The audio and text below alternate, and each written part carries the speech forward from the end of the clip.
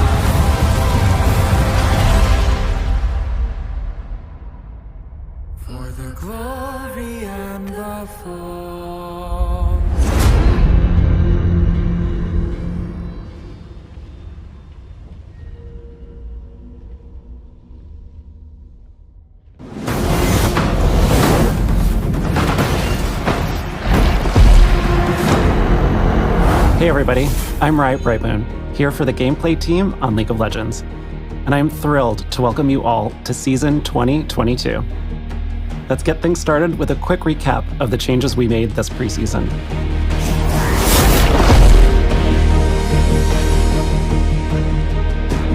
Over the last few years, we've usually used preseason to make big changes to one of League's underlying systems, such as items, runes, or the Elemental Rift. With this preseason, we wanted to look at all of our systems and make smaller, targeted improvements across the board. So, we added some items, like a new tank mythic for supports who want to dive into the action, and a new mage mythic for champs who need some help surviving burst damage. There are also new legendaries for tanks, mages, and assassins. You'll see some adjustments to keystone runes, including lethal tempo, which now grants ramping attack speed and increases your attack range. Glacial Augment fires multiple slow rays that also reduce enemy damage. And Prototype Omnistone has retired. Taking its place is a brand new keystone, First Strike, which amplifies your damage and grants gold if you're the one to, well, strike first. Beyond items and runes, we've also expanded the bounty system with the addition of objective bounties. These give your team additional gold for taking epic monsters or turrets if you fall behind. And finally, my personal favorite, dragons. First up is the new Hextech Dragon, whose soul gives your autos and abilities a chain slow effect. When she takes over the rift, Hextech gates appear in set locations that transport you around the map. And then there's her sister, the Chemtech Dragon. This dragon's soul lets you keep on fighting even after death. And when she putrefies the rift, camouflage zones appear in the jungle. While these changes are expanding systems, rather than overhauling them, they should still have an impact on your games. We're excited to see your new outplays and big brain strategies, especially now that LP's back on the line and Pro Play is kicking off soon. As always, we'll be keeping an eye on things, and we'll continue making adjustments in the months ahead. Now let's talk about some of the new changes you'll see this year.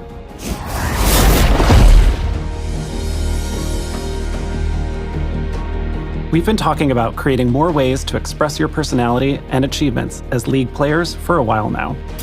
For some of you, ranked is how you define progress. But for those of you who aren't focused on the climb, there haven't always been good ways to show off your accomplishments. So this year, we're launching a new way for you to express yourself in League. Something that probably looks familiar are the redesigned ranked crests.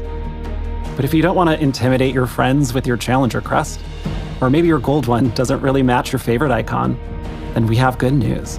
You'll finally be able to choose your level border from any of the ones you've already collected. Now let's get to the really new stuff, challenges. Challenges track your progress in League in ways that aren't tied to specific champions, like winning the perfect game, soloing Baron, and even dancing with Shelly as the enemy nexus explodes. Each challenge levels up from Iron to Challenger as you make progress. So if you're the best at sniping dragons from the enemy team, or maybe your vision control is unmatched, now you can finally prove it. You can showcase any 3 challenges you'd like in loading screens and game lobbies, and you can track all of your progress on your profile. There are 5 categories of challenges. Veterancy challenges track stuff you achieve mostly by playing League over time, like earning mastery points, securing first bloods, and dodging skill shots. The next group is expertise. Whereas veterancy gets you points for playing a lot, expertise asks you to do it with finesse. This includes mechanical and technical skills, like dodging multiple skill shots in a row, fully stacking mage eyes before 20 minutes, or stealing the enemy jungler's buffs. Teamwork and strategy challenges reward you for mastermind plays and working together as a team.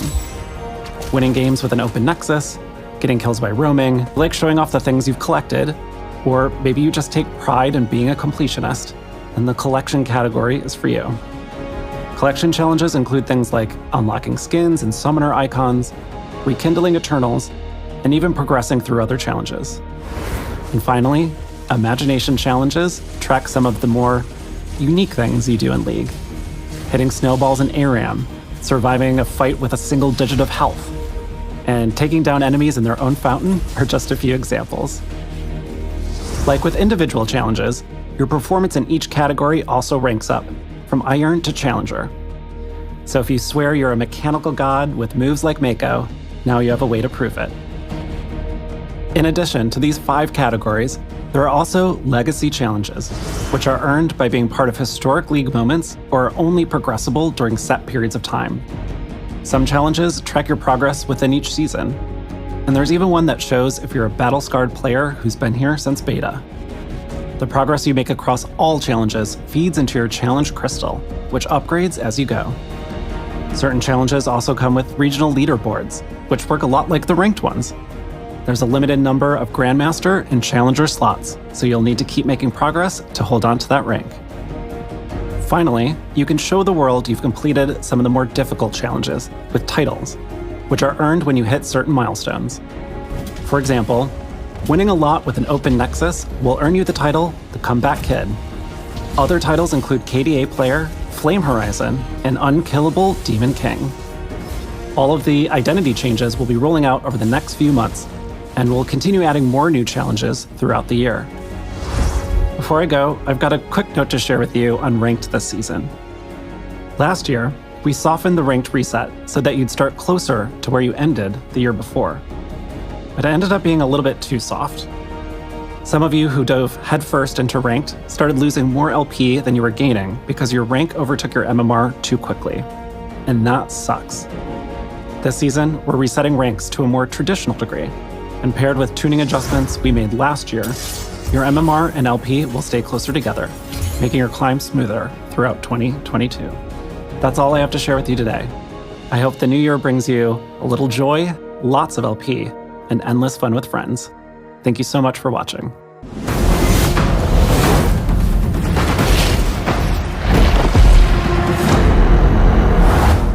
Hey everyone, I'm John, aka Bellissimo, the product lead for personalization and events on League of Legends. Let's jump right into our plans for the new year.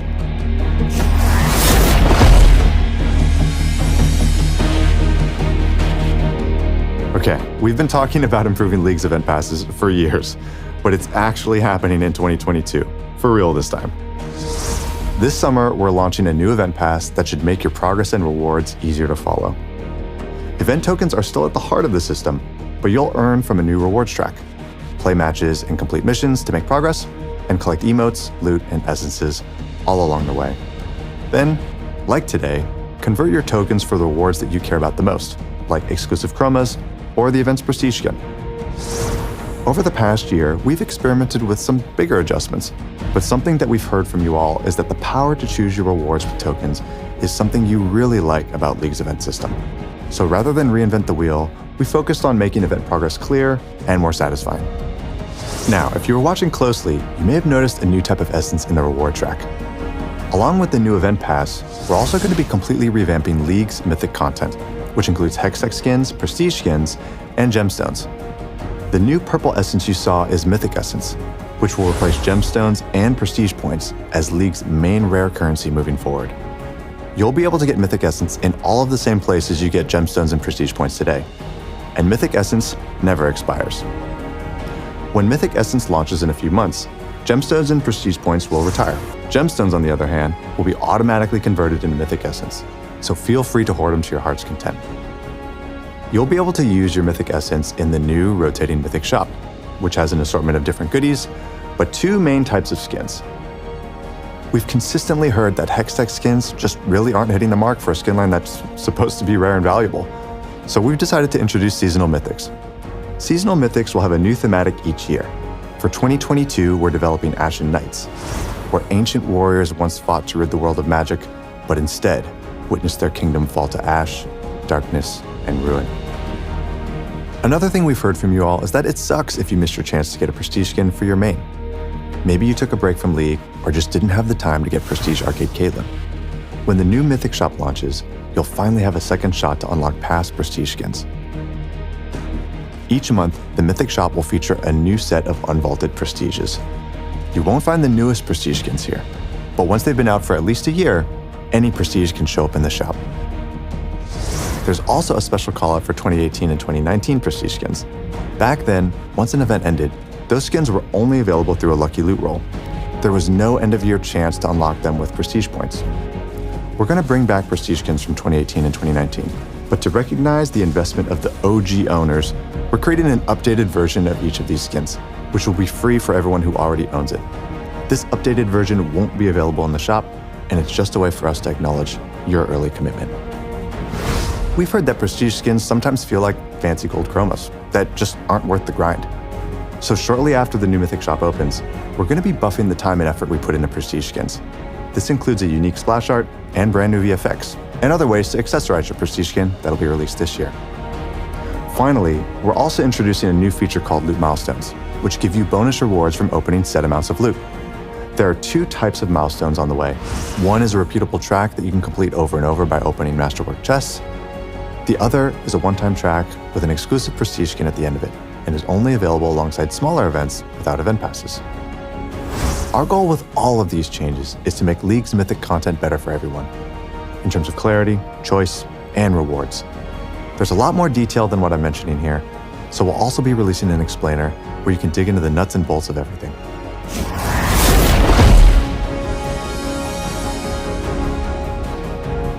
There are no plans for League of Legends 2, so we're committed to updating the game over time as part of a broader effort to modernize your experience on your favorite champions.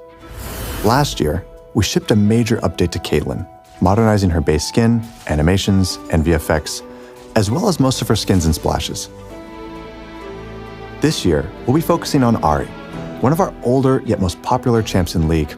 She doesn't have back animations, and the animations that she does have just feel extremely dated, not only for her base skin, but for all epic skins that use this same foundation. You can expect to see a Caitlyn level update for Ahri later this year. That's all I've got for today. Wait, you didn't seriously think I'd leave without showing you some of our skins and thematics that we're working on, did you? In previous years, we've listed out champions that haven't gotten a skin in more than 1,000 days, called the 1,000 Day Club.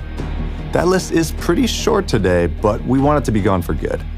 Now, I'm sure there's somebody out there furiously writing up a post in Gangplank main saying, Riot literally hates this champ.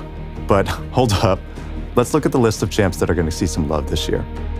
Gangplank, Fiddlesticks, Rek'Sai, Trundle, Rel, Orianna, and the Donger.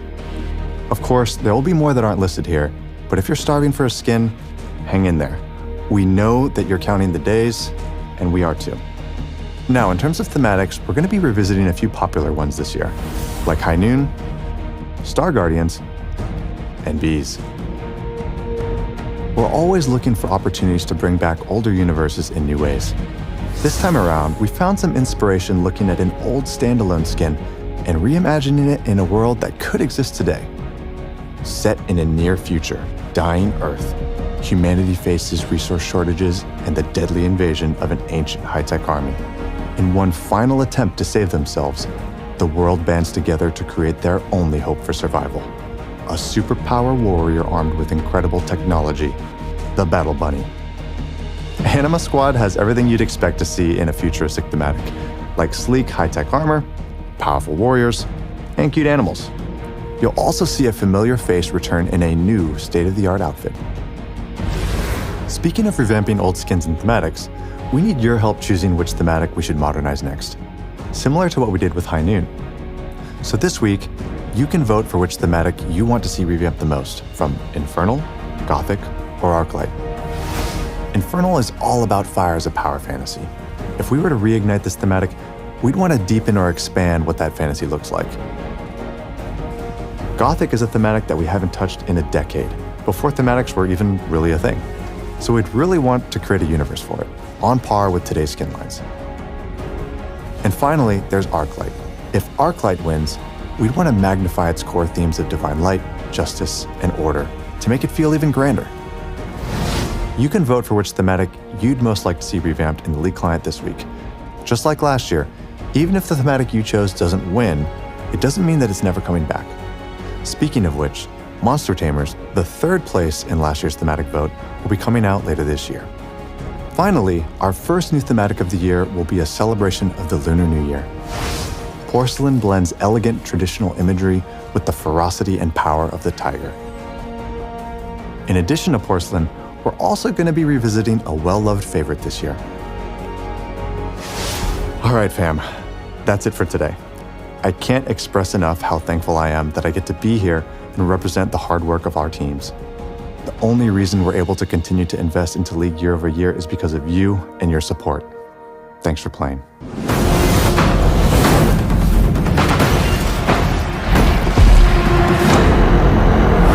Hi, I'm Ryan Reeve-Morellis, lead on the Champions team at Riot. I'm here today to talk to you about our plans for Champions in 2022. Now, in the last roadmap, I shared that we'd be pushing the next 2 Champion releases into 2022. At the time, we weren't sure how it would impact our schedule, but now we have a clearer picture, so I'd like to share an update. Our goal last year was to release a champion for every lane, with the exception of mid, which would be receiving 2. When we were planning champions for this year, it became clear that we wouldn't be able to target the same goal for 2022, while still giving each champion the time and attention they would need. So we'll be slowing down a little. While we want to get champions out for as many of you as possible, it's more important to us that we release champions when they are ready, even if that means we don't hit a specific quota for the year. Take last year, for example, when we delayed Vex to build out her tech. We were worried about disappointing you all, but when we saw your reaction to her release, we knew we made the right call. We know it feels bad to wait over a year for a new champion to play, so we're still going to aim for a spread of champions for each lane over a multi-year basis. We just might not hit every role every year. We will probably still make more champions for mid lane so we can try to hit a good split between mages and assassins. Now let's talk about some of the new champions coming this year.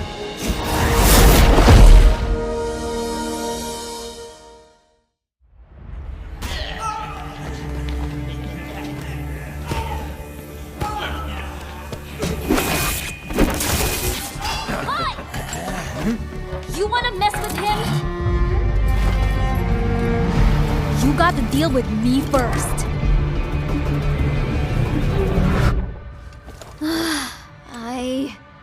Again?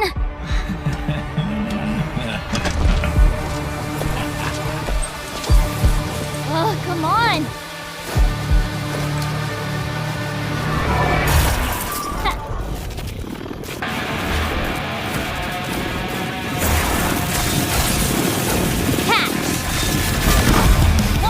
Got to hurry! That's my team you're messing with! Lightning in a gun coming through! If the Chem Barons couldn't keep me down, no one can.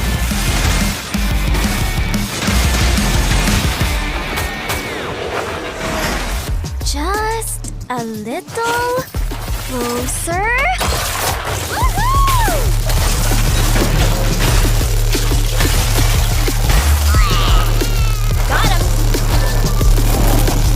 Change of plans. Let's make sure we go out with a boom!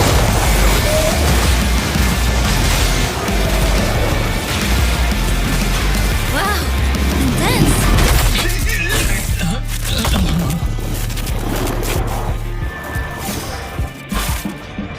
I guess Mom was right. The bigger they are, the faster they fizzle. Not again.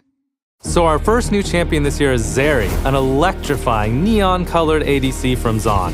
Zeri's a hyperactive bot lane carry whose kit takes inspiration from shooters, specifically from machine guns and assault rifles. She has a pretty unique playstyle for an ADC. So instead of auto-attacking, her Q is a skill shot that she uses to do everything other bot laners would use their auto-attacks for. Zeri still has an auto attack, it's just not her primary way to farm, do damage, or take objectives. It's meant to be used sparingly at just the right moments. Her auto attacks also count as spells. This means that they could trigger item effects that normally trigger with spells instead of autos. This leads to a rapid-fire play pattern that we hope feels unique from other champions. Basically, if you want to play Zeri, my advice is to never stop moving. The next champion we'll be releasing this year is a new enchanter. When we were thinking about the type of support we wanted to make, we looked at the enchanter cast overall. There were a lot of lighthearted, colorful, good-aligned champions there. And we felt support plays deserved something more sinister and dark, to balance out that cheery brightness in the role. We also wanted to make a champion whose theme and kit make support players feel like the boss that they are. All you support players know what I'm talking about.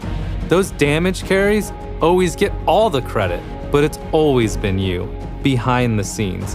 Keeping them alive with your buffs, constantly saving them from certain death.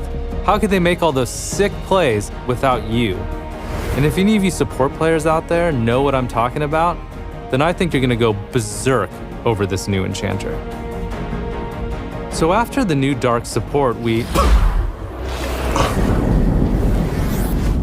I see it.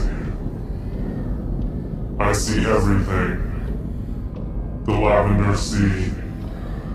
Purple cities cover the land. She rules over it all. My Empress. This is what Runeterra should be, its true form. The city of Belfast shall fall first. Beautiful Remora swimming endlessly through cities of lavender, overwhelming everything in her path, consuming us. We are all saved. Where am I?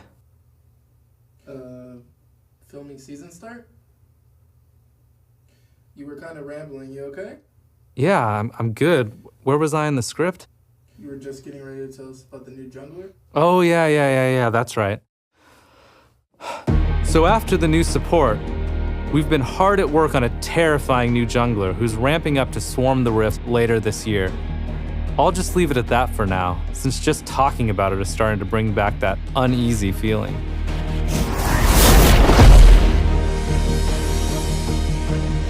So that's all for new champions, but what about VGUs? Later this year, we're releasing the champion you all voted for last year, Udyr. We have a dev blog coming out today that dives deeper into his update, but we do have one small change that we wanted to share here. We know that Udyr's antlers weren't really hitting the mark for many of you, even after the tweets. And once we got them in game, we also realized they weren't really needed for a unique silhouette. So we removed them. Goodbye, antlers. Be sure to check out the dev blog to see all the awesome progress that the team has made so far on Udyr. But that's not all the news for you VGU fans out there. We will also have a new vote going live today, where we will once again ask you all to vote for a champion to receive a VGU next year. So Shyvana, Nocturne, and Skarner will be returning, but they'll be joined by some new contenders with Tryndamere and Kog'Maw. Make sure to check out the poll to learn more about why we chose these 5 champions, as well as our design goals for each of them. And that just about wraps it up for what we want to share today. But before we go, here's a quick teaser for a new, very mysterious, non-traditional bot lane champion we'll be whipping out later this year. Thanks so much for watching, and make sure to check out our newest champion, Zeri, on PBE, or when she releases in a few weeks. I'll see you on the Rift.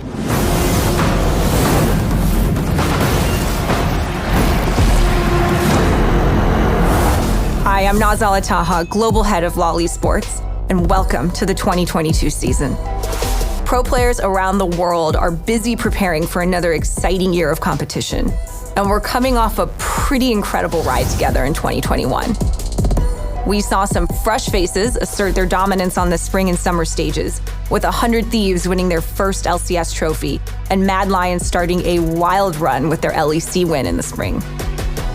It wasn't all new defending champions, though. EDG, DK, and PSG Talent also came out on top in their leagues, while teams like Red Canids Kalunga, Galatasaray, and Peace made their Worlds debut. After a COVID-related hiatus in 2020, last year's MSI was our most successful one to date, with RNG's triumph over DK hitting a record-breaking MSI peak viewership of over 23 million. We missed you, MSI. Welcome back. And of course, we culminated the season with another unforgettable Worlds. We got to see legends rise, rookies make their marks, and the greatest of our sport remind us of why they are just that. The fact that we got to hear Silver Scrapes 4 times in the knockout stage says it all. The finale between 2020 world champions Damwon Kia and Edward Gaming will no doubt go down in LoL Esports history as one of the most epic showdowns. With EDG's phenomenal wins celebrated by millions in China and around the world. I'm excited and humbled to report that for the 10th year in a row, we beat our viewership record for Worlds. You, our community, you fuel LoL Esports, and we cannot thank you enough for your energy, your insights, and your passion as we collectively continue to grow the sport we love. Now let's talk about our 12th season. After a very exciting off-season, rosters are set, 100+ teams around the world are gearing up, and our 12 regional leagues are ready to kick things off. To get ready for the first split of 2022, we sat down with 5 pros from around the world to find out what they're each aiming to accomplish this season.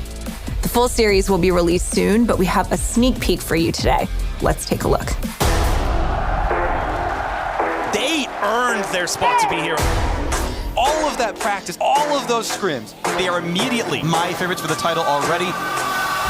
And we got a banger to start ourselves off. Legendary like all my idols, coming for it all, and I can't wait. Success just called and I got me a date, so I grabbed my ambitions and I'm on my way. Cross the wrong line and this bad news might get burnt like a candle. We too hot to handle. World at my feet like a sandal. I only move when I plan to. Your moves could get canceled. In the end, it was themselves they had to overcome, their own mistakes, their own demons. And finally, we are thrilled to have North America host Worlds this year. We're getting ready for a true continental tour as we head to Mexico City, then on to New York City, Toronto, and finally land in San Francisco for the finals. We'll have more to share in the coming months, so stay tuned. That's the latest for LoL Esports. Matches kick off next weekend. The hype is real, and we thank all the fans, pros, teams, and partners for joining us for what will undoubtedly be another amazing season.